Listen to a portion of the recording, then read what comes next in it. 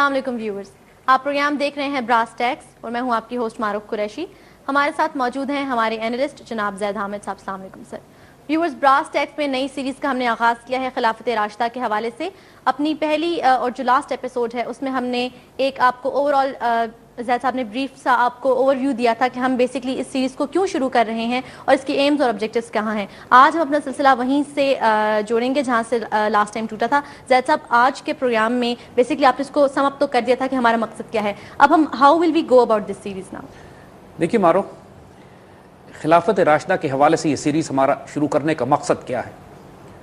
آپ اگر آج کی جدید دنیا میں پولیٹیکل سائنس کو اسٹڈی کریں، آج کی یونیورسٹیز اور کالجز میں جو ہمیں سیاسی نظام پڑھائے جاتے ہیں اس میں ہر قسم کا نظام، چاہے وہ ڈیموکریسی ہو، ڈکٹیٹرشپ ہو، تھیوکریسی ہو، ہیریڈیٹری بادشاہت ہو، ان سب کا ذکر تو کیا جاتا ہے. بالکل. خلافت کو نہیں پڑھایا جاتا.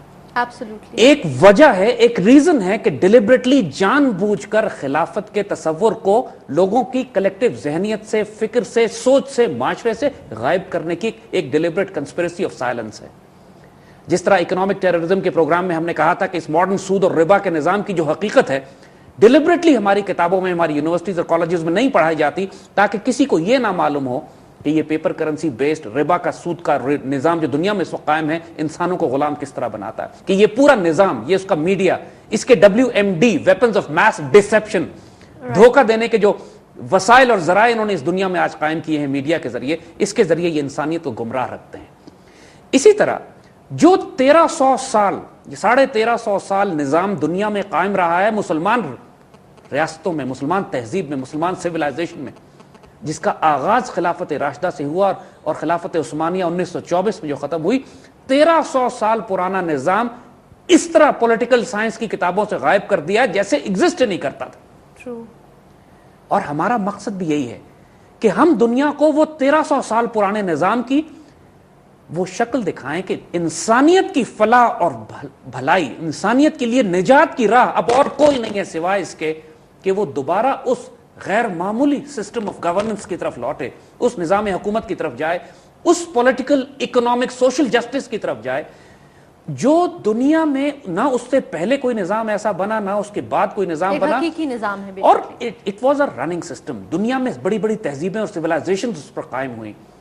اس کا آغاز خلافت راشدہ سے ہوتا ہے جو اپنی پیورسٹ فارم میں، اپنی موسٹ آئیڈیلسٹ فارم میں، اپنی انتہائی پاکیزہ اور مطہر شکل میں، جو پہلے 30 سال تقریباً جو نظام قائم ہوا اور بعد میں آنے والی تمام مسلمان تہذیبیں اس کی اثرات کے تحت قائم ہوتی رہیں. رائٹ. ہر مسلمان سیولائزیشن، چاہے بنو امیہ تھی، بنو عباس بنی، اندلوسیہ میں بنی، خلافت عثمانی بنی، وہ سب اپنا روحانی تعلق خلافت راشدہ سے ہی جوڑتے تھے کیونکہ یہ ساری حکومتیں بھی خلافت ہی کہلاتی تھی. آج بھی اگر آپ دیکھیے کہ مسلمانوں کی کلیکٹیو سائیکی میں، ہم پاکستانیوں کی بھی جو اجتماعی میموری ہے، کلیکٹیو سائیکی ہے، اس میں خلافت کو ہم بھلا نہیں سکے ہیں.